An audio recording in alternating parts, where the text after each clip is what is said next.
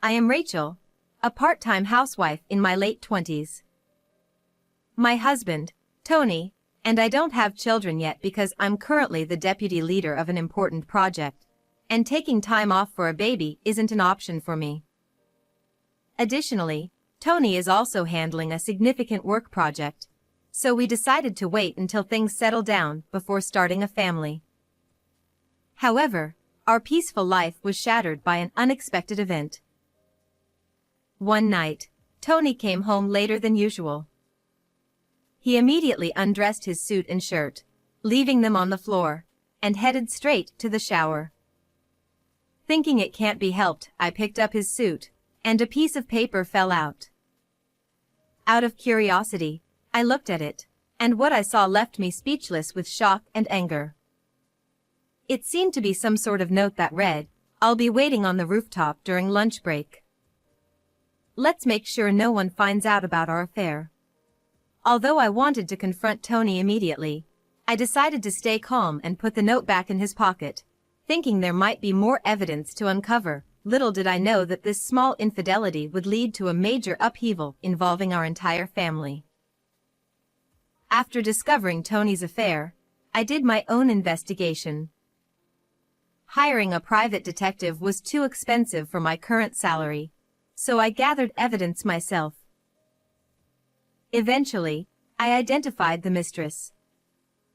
Her name was Kathy, a 24-year-old recently hired as Tony's direct subordinate. Tony was her mentor, and their affair had been going on for several months. Despite Tony wearing his wedding ring and Kathy being aware of our marriage, they continued their illicit relationship. Unaware that I was collecting evidence of his infidelity, Tony nonchalantly praised my cooking at dinner, saying, "Rachel, your cooking is the best in the world." I forced a smile, knowing that revealing my investigation too soon would ruin all my efforts. Sometime later, my brother called me with surprising news. He said, "I want to introduce you to the woman I want to marry." My brother, in his early 30s and a section manager at a major company, had always been extremely busy, and I thought he might never marry.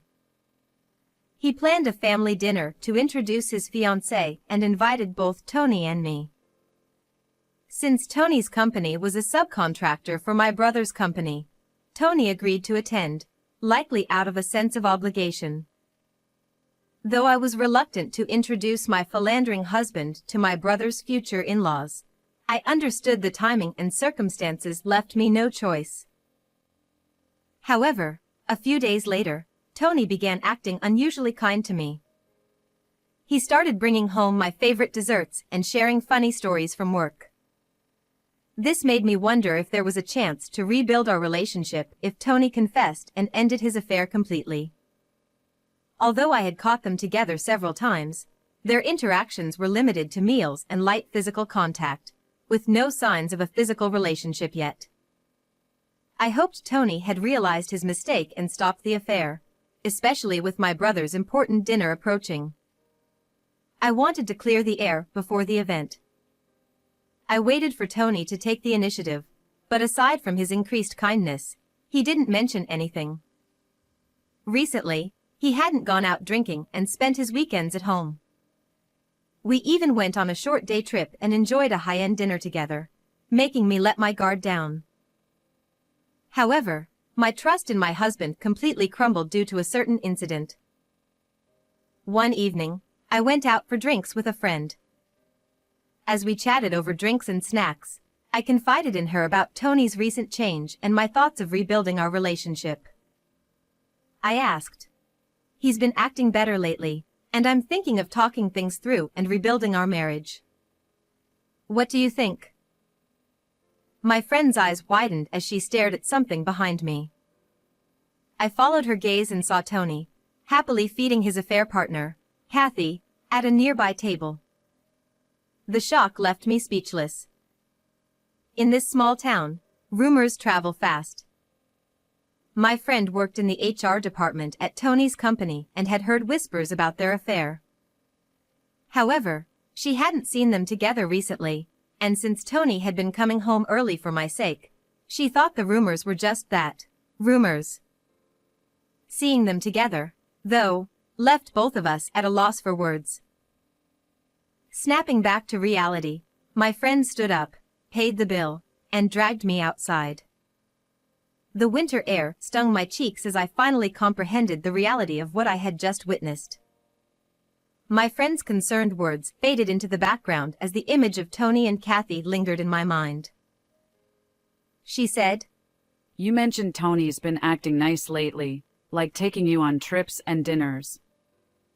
Given that and the fact they haven't been seen together at work recently, maybe he knew you were onto him?" I had been discreet in my investigations, and I hadn't confronted Tony about anything yet. The uncertainty of their actions made me incredibly anxious. My friend pulled me into a narrow alley as Tony and Kathy exited the bar, arm in arm, heading to Tony's car. My friend and I followed them, feeling a sense of dread as I recognized the route to our house. Tony pulled out his phone, operated it, and immediately, my phone buzzed. It was a message from Tony asking, "When will you be home tonight?" It was clear he was ensuring they wouldn't be caught. I replied, "I'll be home around 2 a.m., a lie to gather more evidence."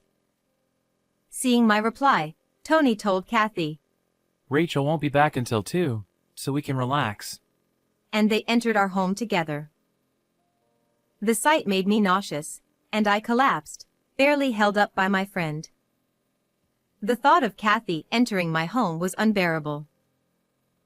My friend encouraged me, saying, "This is hard, but we need irrefutable evidence to confront them. Stay strong." 2 weeks later, the day of the family dinner arrived. After that night, I took paid leave from work and investigated Tony and Kathy thoroughly. Additionally, for the difficult task of tailing him alone, I hired a detective. That friend from back then turned out to be the daughter of a company president. She said, "I'll help for Rachel's sake," and introduced me to a detective she knew. As a result, I was able to hire the detective at a very reasonable rate, and now it's time to make the two of them face reality. In fact, this dinner gathering is the stage for that. Why, you ask? You will soon find out. When I dramatically opened the door to the private room, I saw Tony and Kathy turn pale. Kathy, who was supposed to be my brother's fiancée, stared at me in shock. "Nice to meet you, Kathy. I'm a wife of Tony. You're a fair partner," I said with a forced smile. The atmosphere froze. Kathy stammered, "What? Why are you? You've got the wrong idea. If that's the case, it's rude." Her feigned ignorance snapped my patience. I thought, all right then, I see you're ready. I won't hold back anymore. "Stop pretending," I said, spreading photos of their affair on the table. Tony panicked, scrambling to gather the photos, while Kathy looked aghast. Kathy tried to defend herself. "This is the engagement announcement dinner. This is inappropriate." She shouted with her eyes wide open. However, that doesn't matter. Thanks to the detective's investigation, I knew that this woman, despite being engaged to my brother, was continuing an affair with my husband and deceiving my brother as well. I countered, "What's truly inappropriate is deceiving my brother and continuing an affair with my husband." At my words, Kathy fell silent. I continued, "You've had affairs with married men before, right? And at that moment, you pretended to be unaware, playing the victim to avoid compensation and shifting all the blame onto the man. Isn't that right?" Kathy's expression showed she realized how much I knew. By hiring a detective, It's easy to find out such things. This time, in case I found out, she probably planned to pretend she didn't know anything and escape from paying compensation by putting on a crying act. I turned to Tony, who was trembling, and said, "You only acted nice to me because Kathy suggested it, didn't you?" Tony, teary-eyed, denied it. No, Rachel, I only want you. It was a mistake. The relationship with her is over already. I was just enjoying the first few days. Please believe me. I sighed, placing more damning photos on the table, evidence of their affair in our home. My parents were stunned, Tony was frantic, and Kathy turned red, trying to hide the photos. Stop this. Kathy pleaded. Of course, I don't want to see these kinds of photos either, and I certainly don't appreciate being labeled as a cheated-on wife. Nevertheless, my friend advised me that I needed to be bold to punish these two. Kathy glared at me with tears in her eyes, trembling. Despicable. You're not the person I thought you were. This is way too much. She grabbed my collar and said that, so I shook it off. You would escape again if I didn't expose you. Like last time. I heard you got away last time by pretending to have a hysterical fit. No, it's not.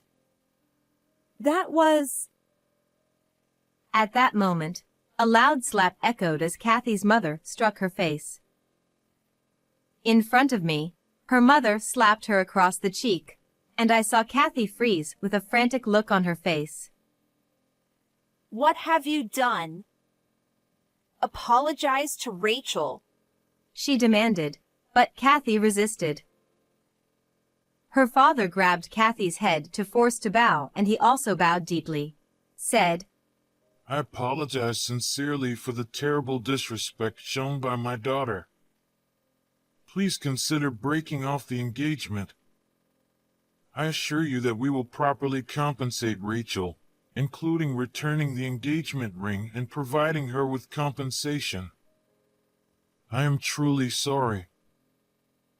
As her parents bowed their heads in tears before us, she murmured in a voice as faint as a mosquito's, Why am I being blamed? In the end, today's meeting was interrupted, and it was decided to reschedule for another day to continue discussions. As we were leaving, seemingly indifferent now, Kathy revealed her true nature. What's the deal here? Demanding compensation just because of a little fun. It's absurd. I can't forgive tearing apart our love like this. She shouted wildly while our parents desperately tried to restrain her, drawing curious glances from passers-by. Oh, what an embarrassment she is, I thought to myself. Then, my brother stepped forward calmly. Someone who can cheat so boldly isn't fit for marriage. Especially not someone who lays a hand on my sister's husband. And Tony, you better think about your position carefully. After saying that to Kathy, he also directed a cold gaze toward my husband. Tony, shaking, apologized weakly, I'm so sorry. tears streaming down his face.